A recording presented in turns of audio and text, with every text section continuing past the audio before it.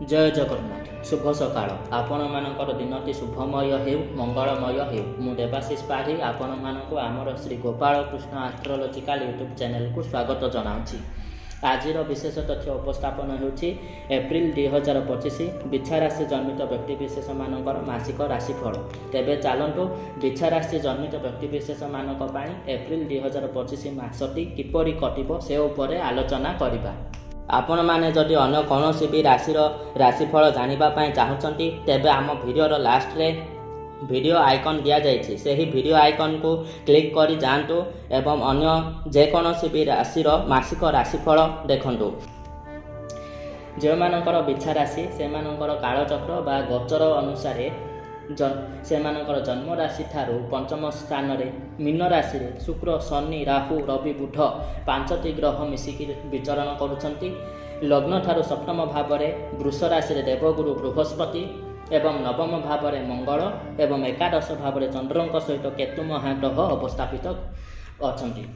एवं एहिपरि भाव में बिछा राशि जन्मित व्यक्तिविशेष माने सेमानकर कैरियर को नहीं चिंतित रहिबे जेहेतु कैरियर भाव बा पंचम भाव में मीन राशि रे शुक्र शनि राहु रवि बुधଙ୍କ भली पांचटी महाग्रह माने अवस्थापित होई पंचग्रह कूट सृष्टि करुछंती। तेणु कैरियर उपरे किछि गोटे विपद आसी पारे किंबा निजर कैरियर पई आपण माने चिंतित रहि पारंती। कोनोसी गोटे द्वंद्वमूलक परिस्थिति आपण गति करेंगे एवं परिस्थितिर सम्मुखीन होई परिशेष में आपण सफलता अर्जन करेंगे। कारण मीन राशि रे शुक्र महाग्रह उच्च हो जाती एवं जो ग्रह उच्चरे रुहंती से सर्वाधिक शुभफल प्रदान करिथांती एवं उच्चरे थिबा जने ग्रहंक पाखरे थिबा अन्य ग्रह माने मध्य उच्च ग्रहंक सहित मित्रता स्थापन करी शुभफल प्रदान करिवा पई बाध्य होइथांती। किंतु सेमानकर नैसर्गिक पाप शक्ति बा अशुभत्व जोगुं किछिटा मात्रा रे आपनको स्ट्रगल करिबा पई पड़िबो। स्ट्रगल करिवे परिस्थितिर सम्मुखीन हेबे एवं परिस्थिति सहित लड़ाई करी आपण विजय हासिल करिवे। ठीक सही परि प्रेम क्षेत्र में मध्य किछिटा मतांतर मनांतर भूल बुझामणा देखा दे पारे। तेणु सेथि प्रति सतर्कता अवलंबन करबा निहाती आवश्यक अटे।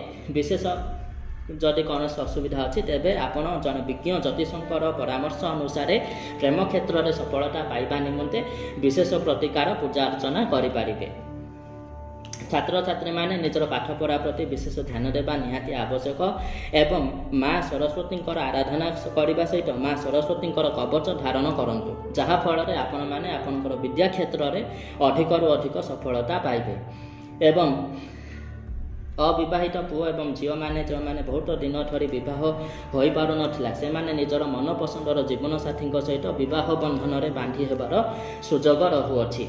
किंतु परवर्ती एही मासर परवर्ती समय रे बा मासर शेष आड़क देवगुरु बृहस्पति राशि परिवर्तन घटी सप्तम भाव अष्टम भाव को आसीजे सेतेबेले अष्टम भाव देवगुरु बृहस्पति शुभफल प्रदानकारी होई न पारंती। अष्टम भाव में गुरु जेतेबेले रुहंती सेतेबेले से अशुभ फल प्रदान करती। तेणु से सजग रुहंतु। जो माने विशेषकर कॉम्पिटिटिव एग्जामिनेशन प्रिपरेशन करुथिले से माने अधिकरू अधिक कठिन परिश्रम करने को पड़िबो एवं शरीर में अंटा तल को कौन आकस्मिक भाव में आघात लगी जापे। तेणु निजर स्वास्थ्य प्रति सचेतन रुहंतु। यातायात करने समय सावधानतार सहित यातायात करंतु। वाणिज्य व्यवसाय क्षेत्र में आगरू बहुत भल होता। वाणिज्य व्यवसाय आपन को आशा ठारू अधिक शुभफल प्राप्त होता किंतु जेतेबेले देवगुरु बृहस्पति राशि परिवर्तन घटिबो तापरे किछिटा मांडावस्था देखा दे पारे।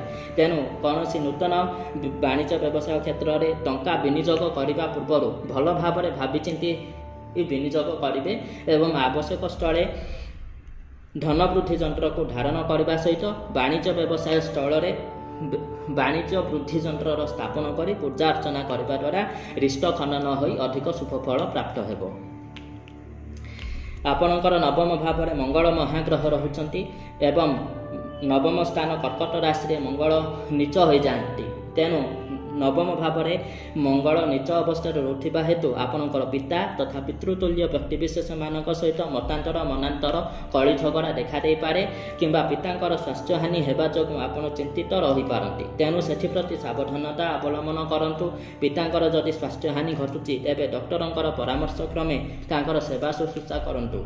एवं पिता सहित कौन भी अप्रीतिकर परिस्थिति ठारू निजको दूरे रखु। यही मासरे कौन भी नूतन कार्य आरंभ करंतु नहीं। जदि आरंभ करेंगे तेबे भल भाव जगी रखी चिंता करी विचार विमर्श करी स्टार्ट कर पारंती।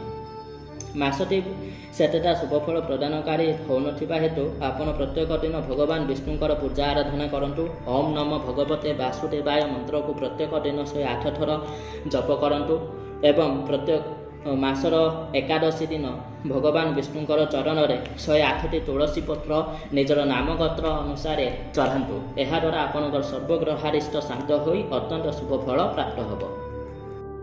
एवं ए पर्यंत जदि आपण आमर चैनल को सब्सक्राइब करना तेबे आमर चैनल को सब्सक्राइब करंतु, लाइक कमेंट दियंतु।